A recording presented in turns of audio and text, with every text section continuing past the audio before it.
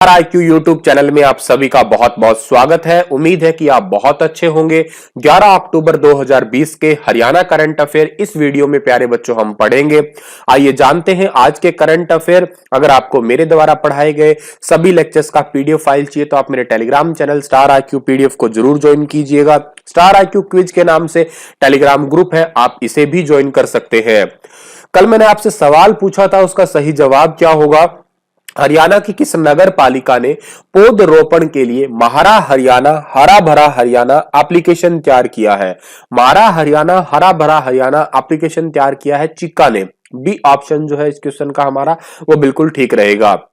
आज का पहला क्वेश्चन क्या है हमारा कि हाल ही में प्रदूषण की समस्या को कम करने के लिए हरियाणा के किस जिले में कंट्रोल रूम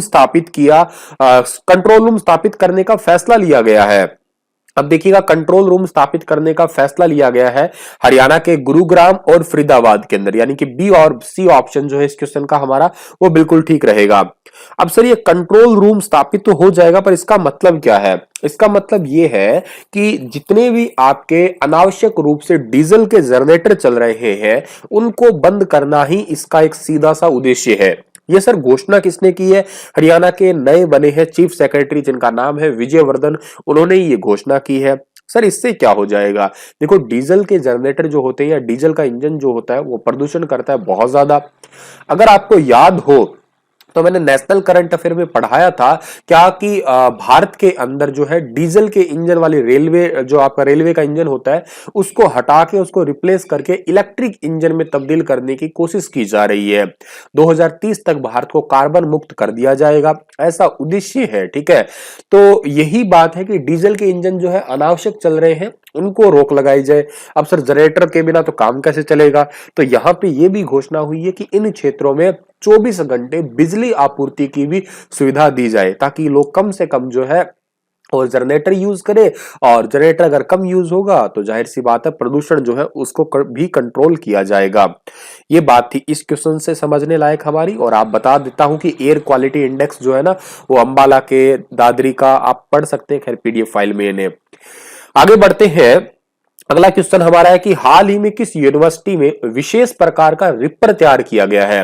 अब जो बच्चा गांव से संबंध रखता है उसको तो रिपर के बारे में पता होगा। गेहूं की कटाई के लिए इसका जनरली यूज किया जाता है, धान की कटाई के लिए भी इसका यूज किया जाएगा अब से। ठीक है, लेकिन ये विशेष प्रकार का रिपर अब क्या करेगा कि धान और गेहूं की कटाई तो करेगा ही करेगा, लेकिन के साथ साथ जो है इसके माध्यम से बायोगैस भी बनाई जा सकेगी। पराली के माध्यम से बिजली जो है फिर जो उत्पन्न करने में काम आएगा, मतलब बायोगैस बनाने का नया कंसेप्ट आया है इस रिपर के अंदर, तो पराली से। तो ये HAU ने तैयार किया है रिसेंटली। सी ऑप्शन जो है इस क्वेश्चन का हमारा वो बिल्कुल ठीक रहेगा। ठीक है, और दूसरी बात यह है कि agri bio waste management system जो है इसका नाम भी कह सकते हो आप लोग रिपर का, या इस सिस्टम इस रिपर के अंदर लगाए जाने का काम किया जाएगा मेनली। और दूसरी बात यह है कि HAU की जिक्र करें हम लोग तो HAU की स्थापना कब हुई है, 2 फरवरी 1970 को हुई है। VC का नाम क्या है, डॉक्टर समर सिंह जो है यहाँ के VC का नाम है। हाल ही में आर्टिस्ट वरुण टंडन ने किस हॉकी खिलाड़ी का 23 बाय 15 फीट का एक विशेष पोर्ट्रेट तैयार किया है। बेहद इंपॉर्टेंट क्वेश्चन है भाई ये वाला। बलबीर सिंह, बहुत ही इंपॉर्टेंट खिलाड़ी है बलबीर सिंह। इनका जन्म 10 अक्टूबर को है। इनके जन्म दिवस के ऊपर ही 23 बाय 15 फीट का एक पोर्ट्रेट बनाया, और मजे की बात है कि केवल 10 दिन में ही बना दिया। मतलब 10 अक्टूबर को जन्म, 10 दिन में ही ये पोर्ट्रेट तैयार कर दिया। हॉकी स्टिक और एक बॉल वगैरह जो है ये पोर्ट्रेट तैयार किया है ऐसे वाला। अब आप सोच रहे होंगे सर ये बलबीर सिंह कौन है जो इतना इंपॉर्टेंट बता रहे हो आप, तो ये इसलिए इंपॉर्टेंट है क्योंकि इन्होंने जो है भारत को 3 बार गोल्ड मेडल दिलाया है ओलंपिक में। पहली बार 1948 में दिलाया, और ये पहला मौका था भारत का जब भारत का तिरंगा किसी जगह पे भी फहराया गया। 1952 में दूसरी बार, और 1956 में इनको भारतीय टीम हॉकी टीम का कप्तान बनाया गया और उन्होंने गोल्डन हैट्रिक पूरी कर दी समझ लीजिएगा। पहली बार 4 साल बाद होता ही है, दूसरी बार फिर 4 साल बाद होता है, तीसरी बार लगातार 3 बार जो है इन्होंने गोल्ड मेडल दिलाया है भारत को। तो इतनी बातें हमें याद रखनी है। इनका जन्म 31 दिसंबर 1923 को हुआ था। इनका देहांत जो है 25 मई 2020 को हुआ, और इनको लाइफ टाइम अचीवमेंट अवार्ड से भी सम्मानित किया जा चुका है। अगला क्वेश्चन हमारा है कि हरियाणा के किस जिले में पराली से एथेनॉल बनाने के लिए 2G एथेनॉल प्लांट बनाया जाएगा। पराली से एथेनॉल बनाने के लिए 2G जो आपका एथेनॉल प्लांट है वो बनाया जाएगा पानीपत के अंदर। बी ऑप्शन जो है इस क्वेश्चन का हमारा वो बिल्कुल ठीक रहेगा। हर रोज यहाँ पे 469 टन पराली का उपयोग करके 100 किलो लीटर एथेनॉल बनाया जाएगा। नवंबर तक ऐसे ही मानना है कि 4 गुना तक पराली से जो है आपका प्रदूषण कम हो जाएगा और तकरीबन तकरीबन इस प्लांट शुरू होने से 30,000 से भी ज्यादा लोगों को रोजगार भी मिलेगा। इस प्लांट पे 900 प्लस करोड़ रुपए का खर्चा आएगा, ठीक है। और पानीपत और के साथ साथ करनाल जिले के किसान भी अपने पराली को यहाँ पे बेच सकेंगे। और के साथ ही जो है यहाँ पे आपके 770 दिन लगेंगे, ठीक है। इस लिहाज से अगर पानीपत की सारी प्लांट तक ये पहुंचेगी ना पराली पूरे पानीपत जिले की, तो 770 दिन लग जाएंगे पूरी पराली पहुंचने में और या यूं कहिएगा पूरी तरीके से प्रदूषण मुक्त होने में। पानीपत का जिक्र अगर मैं करूं तो पानीपत को बुनकरों का शहर कहते हैं, हैंडलूम सिटी कहते हैं, पेट्रोकेमिकल हब कहते हैं, कास्ट ऑफ कैपिटल कहते हैं। और सबसे ज्यादा फेमस है पानीपत के 3 युद्ध। पहला युद्ध आपका 1526 का है जो कि बाबर द्वारा जीता गया था। दूसरा युद्ध कब है आपका 1556 का है, ठीक है, जो कि अकबर द्वारा जीता गया। और तीसरा युद्ध 1761 का जो कि अहमद शाह अब्दाली द्वारा जीता गया। आगे बढ़ते हैं हम लोग। हाल ही में हरियाणा के किस जिले में गेहूं की सीधी बिजाई के लिए 15 हैप्पी सीडर मशीनें निशुल्क उपलब्ध करवाई जाएगी? 15 हैप्पी सीडर मशीनें जो है वो करनाल के अंदर फ्री में उपलब्ध करवाई जाएगी। सर ये क्या है मशीनें? जैसे धान के बाद में जो है बस खेत को एक मैन्युअली तैयार करना पड़ता है, ऐसी जरूरत नहीं पड़ेगी बिल्कुल भी तैयार करने की और सीधा ही जो है उसमें गेहूं की बिजाई कर सकते हैं। ये है वो मशीन हैप्पी सीडर और ये फ्री में दी जाएगी। पिछली बार तो क्या था 100 रुपए पर घंटे के हिसाब से जो है इसे किराए के ऊपर दिया गया था, लेकिन इस बार फ्री में उपलब्ध करवाई जाएगी। पहले आओ पहले पाओ के आधार पर किसानों को ये मशीन मिल सकेगी और इससे क्या है कि फसल की पैदावार ज्यादा होती है, डायरेक्ट अच्छी तरीके से जो है गेहूं की बिजाई भी हो सकती है और दूसरी बात है कम लागत में खेत को ज्यादा साफ सफाई करने की जरूरत नहीं पड़ती। ये करनाल के अंदर है और करनाल को राजा करण के नाम से हम लोग ज्यादातर पुकारते हैं, ठीक है। और लिबर्टी जूते उद्योग के लिए और धान का कटोरा भी करनाल ही कहलाता है हमारा। कलंदर शाह गुबंद भी करनाल के अंदर ही है।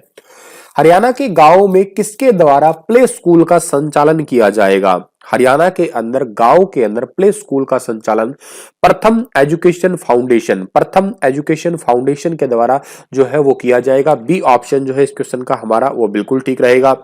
3 से 6 साल तक के बच्चे जो हैं उनके लिए है ये प्ले स्कूल और इनका संचालन प्रथम एजुकेशन फाउंडेशन के द्वारा किया जाएगा।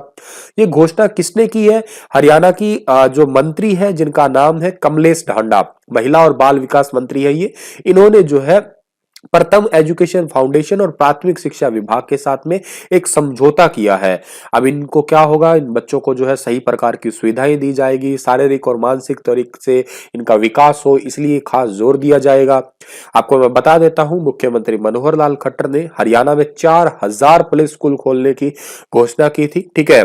और ये सारे के सारे स्कूल जो है आंगनवाड़ी केंद्र के अंदर ही जो है वो आएंगे या यूं कहिएगा आंगनवाड़ी केंद्रों का ही एक टाइप का हिस्सा होंगे ये स्कूल आपके। आगे जाते हैं, अगला क्वेश्चन हमारा क्या है उससे पहले हमें प्रथम एजुकेशन फाउंडेशन जो इसकी स्थापना कब हुई थी 1994 में। इसके हेडक्वार्टर कहां पे है? न्यू दिल्ली में। और इसके सीईओ का नाम क्या है? रुक्मणी बैनर्जी है। हाल ही में किस संस्थान के शोध में खुलासा हुआ है कि भारतीय दुधारू पशुओं में सोमेटिक सेल्स की संख्या अधिक होने के कारण दूध की गुणवत्ता कम होती रही है? ये बहुत बहुत इंपॉर्टेंट क्वेश्चन है हमारे लिए। इस क्वेश्चन का सही आंसर क्या है प्यारे बच्चों? राष्ट्रीय डेयरी अनुसंधान संस्थान, यानी कि बी ऑप्शन जो है इस क्वेश्चन का हमारा वो बिल्कुल ठीक रहेगा। जितने भी दुधारू पशु है यानी कि गाय और भैंस है, इनके अंदर जो सेल्स जितने कम होते हैं उसके दूध की गुणवत्ता उतनी ही बेहतर होती है। ये बात आप याद रखिएगा, सोमेटिक सेल्स जितने कम है उतनी ही दूध की गुणवत्ता बेहतर होती है। और धीरे धीरे ये पता लग रहा है कि भारत के जितने भी दुधारू पशु है उनके अंदर सोमेटिक सेल्स की संख्या बढ़ती जा रही है और इस वजह से भारत का दूध जो है वो इंटरनेशनल लेवल पे बहुत अच्छे तरीके से यूं कहिएगा परफॉर्म नहीं कर पा रहा है, या उसका बोलबाला नहीं है, या लोग खरीदने में या पीने में उसे इतनी ज्यादा जो है वो वैल्यू या तवज्जो नहीं दे रहे हैं। अब क्या होता है कि मैं अगर बात करता हूं, भारत जो है दूध उत्पादक के क्षेत्र में बहुत आगे है, सबसे बड़ा देश है, लेकिन इसके बाद भी जो है आपका निर्यात करने में भारत बहुत ही पीछे है। 10% से भी कम हिस्सा है भारत का निर्यात के इलाके में बात करूं तो मैं। अब इंटरनेशनल लेवल पे क्या करेंगे, जब भी दूध को बेचेंगे तो वो तो एक चेक करेंगे, टेस्टिंग करेंगे, और टेस्टिंग करते हैं तो सोमैटिक सेल्स जो होते हैं वो बहुत बड़ा एक पैमाना होता है, ये भी बात आप याद रखिएगा।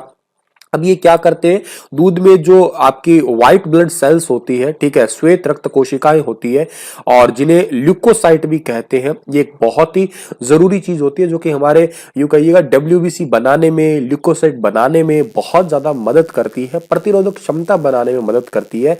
ठीक है, ये जितने ज्यादा कम होते हैं उतने ज्यादा बेनिफिट होता है।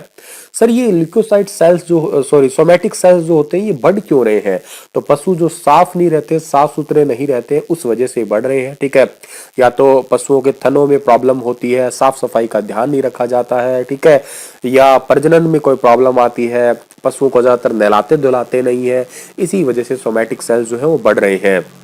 इतनी बात आपको पता होनी चाहिए। और अगर मैं सोमैटिक सेल्स ही क्या होते हैं, तो दूध में जो सेल्स होते हैं उन्हीं की काउंटिंग को ही सोमैटिक सेल कहा जाता है, और ये बैक्टीरिया और खाद्य सुरक्षा सुनिश्चित करने के लिए परखा जाता है। सोमैटिक सेल बढ़ने से दूध के अंदर फैट जो होता है वो भी घट जाता है, और अक्सर यह दूध पीने लायक ही नहीं होता है। मुर्रा भैंस जो होती है उसमें अधिकतम 1 लाख प्रति मिलीलीटर दूध के अनुपात में सोमैटिक सेल्स के आंकड़ा है। देसी गायों में साहीवाल और अन्य नस्ल में इसका उच्चतम स्तर 1.5 लाख तक रखा गया है, और इसकी अधिक मात्रा होने पर गुणवत्ता जो है वो कम हो जाती है, दूध की गुणवत्ता बिल्कुल ही कम। भारत में बात करूं तो 39 गाय और 13 भैंस की प्रजातियां हैं, और कुल दूध उत्पादन का 51% भैंसों से ही मिलता है।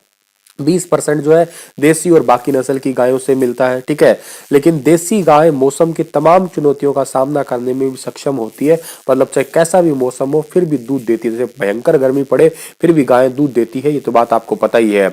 और इसी वजह से भारत में देसी गायों में सोमैटिक सेल घटाने की कवायद जो है वो जारी रही है हमेशा से लेके। तो यहाँ पे एक बात समझने की बस इतनी ही है कि पशुओं को साफ सफाई ज्यादा रखी जाए तो शायद हो सकता है कि उनके दूध की वैल्यू भी ज्यादा हो। और नेशनल डेयरी रिसर्च इंस्टीट्यूट जो है ये करनाल में है, और इसकी स्थापना 1923 में हुई है, और इसके जो डायरेक्टर हैं उनका नाम RRB सिंह है। हाल ही में हरियाणा सरकार ने राज्य के सभी सरकारी कार्यक्रमों में किस पर रोक लगा दी है, राज्य के अंदर जितने भी सरकारी कार्यक्रम होंगे उनके अंदर जो है फूलों की सजावट नहीं कराई जाएगी, गुलदस्ते भेंट नहीं किए जाएंगे। बी और सी ऑप्शन जो है इस क्वेश्चन का हमारा बिल्कुल ठीक है। सर ऐसा क्यों किया, क्योंकि कोविड-19 महामारी के कारण ही, पेंडेमिक सिचुएशन के कारण ही भाई फूल वगैरह है उनके अंदर भी संभावित वायरस आ सकता है, इसी वजह से कोई फूलों की सजावट नहीं होगी, कोई गुलदस्ता वगैरह भी भेंट नहीं किया जाएगा। ठीक है, आगे जाते हैं तो हरियाणा के किस जिले के निवासी रामफल ओल्ड बॉय के नाम से जाने जाते हैं, रामफल ओल्ड बॉय के नाम से जाने जाते हैं, ये है चरखी दादरी के। बी ऑप्शन जो है इस क्वेश्चन का हमारा वो बिल्कुल ठीक रहेगा, जो कि आपको फोटो में दिखाई दे रहे हैं। 72 साल की उम्र में मैराथन दौड़ जो रहे हैं ये, और एक नए नए रिकॉर्ड बना रहे हैं ये। और पिछले दिनों मुंबई के अंदर एशियन हाफ मैराथन चैंपियन में 72 वर्षीय रामफल ने रिकॉर्ड बनाते हुए गोल्ड मेडल जीता था, और राष्ट्रीय और राज्य स्तर पर 36 मेडल जीत चुके हैं ये अभी तक। 20 गोल्ड और 16 इन्होंने जो है वो रजत पदक जीत चुके हैं ये।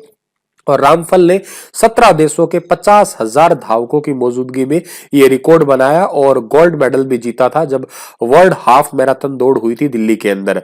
तो काफी फेमस है ये। ठीक है, चरखी दादरी की बात करें तो चरखी दादरी का नाम जो है वो बिल्हान सिंह फोगाट द्वारा स्थापित किया गया था, चरखी राजा ने। कुछ लोग कहते हैं कि चरखी दादरी हरियाणा की सबसे बड़ी तहसील है। ठीक है, और एक यहाँ पे बात है कि यहाँ पे दादुर जो है वो मेंढक को बोला जाता है संस्कृत में, इस वजह से इसका नाम दादरी पड़ गया। कईयों का और भी मत है, दादर नाम की झील है इस वजह से इसे दादरी कहते हैं। ठीक है, और यहाँ से फोगाट बहनें भी संबंध रखती है, ये भी याद रख लीजिएगा आप लोग। ठीक है, चलिए अगला क्वेश्चन हमारा है कि हाल ही में किस यूनिवर्सिटी ने हर साल शिक्षकों के लिए प्रशिक्षण और क्षमता निर्माण कार्यक्रम आयोजित करने का फैसला लिया है। शिक्षकों के लिए ट्रेनिंग का और उनकी एफिशिएंसी को बढ़ाने के लिए एक कार्यक्रम जो है यह आयोजित करने का फैसला लिया है दीन बंधु छोटू राम यूनिवर्सिटी ने। सी ऑप्शन जो है इस क्वेश्चन का हमारा बिल्कुल ठीक है। और दीन बंधु छोटूराम यूनिवर्सिटी ने जो है वो अखिल भारतीय तकनीकी शिक्षा परिषद all India council of technical education के साथ मिलकर जो है ये एक ट्रेनिंग कार्यक्रम आयोजित करेंगे। और हर साल 10 कार्यक्रम का आयोजन किया जाएगा जिसमें टीचर्स को जो है प्रमाण पत्र वगैरह सब कुछ दिया जाएगा। इससे होगा क्या, टीचर्स जो होते हैं वो अपने सब्जेक्ट के अकॉर्डिंग अपडेट किया जाएगा, कैसे पढ़ाना है, कैसे टीच करना है, कैसे कैसे अपडेशन अपने अंदर लाना है, इन सभी चीजों का जो है वो आपका इस कार्यक्रम के अंदर सिखाया जाएगा। ठीक है। और कार्यक्रम का आयोजन 3 लाख रुपए तक की राशि जो है खर्च की जाएगी हर कार्यक्रम के ऊपर। ठीक है, साथ ये लेक्चर तो समाप्त है, पर आपके लिए क्वेश्चन है कि हरियाणा के किस जिले में यूएचटी टेट्रा पैक प्लांट स्थापित किया जा रहा है? भिवानी, रोहतक, पानीपत, सोनीपत। विस्तार से बताइए इस क्वेश्चन के बारे में, क्या होता है यूएसटी टेट्रा पैक प्लांट, ये भी बताइएगा। धन्यवाद। कल फिर हाजिर रहूंगा लेटेस्ट अपडेट के साथ में सुबह 7 बजे। आज थोड़ा वीडियो लेट था मेरे सॉफ्टवेयर में इश्यू होने की वजह से, तो माफ करिएगा। धन्यवाद।